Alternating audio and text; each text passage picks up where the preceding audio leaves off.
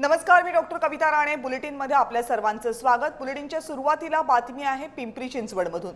पिंपरी चिंचवडमध्ये विषारी दारूमुळे आतापर्यंत अनेकांचा बळी गेलाय आणि त्यामुळे रोहित पवार यांनी आक्रमक भूमिका घेतली आहे.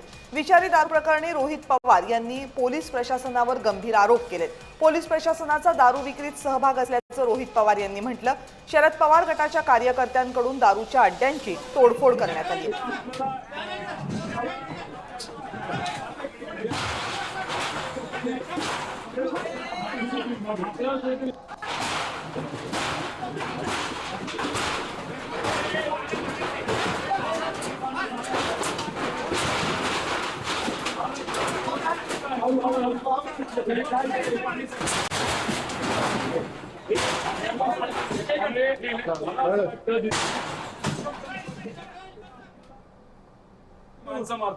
तरी सिस्टम शहाण्यासारखी वागत नसेल, जर तिथं काही गोष्टी सिरियस घेत नसेल तर मला असं वाटतं की लोकांनीच काही गोष्टी हातामध्ये घ्याव्या लागतील.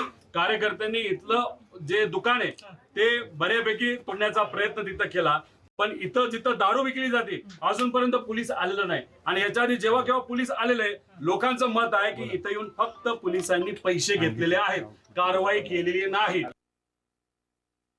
आता मोठे मोठे नेते की जे म्हणणारे हिंदूवर अन्याय होतो, एक तर हे भाजपच्या काळामध्ये मोठ्या प्रमाणात दुर्दैवाने हिंदूंवर अत्याचार होते असं आपल्याला म्हणावं लागेल. आता इथं जे दारू पिऊन मेलेत त्यात हिंदू नाहीत का? दारू विकणारे जे कोण आहेत ते कोण आहेत हे तुम्ही शोधा.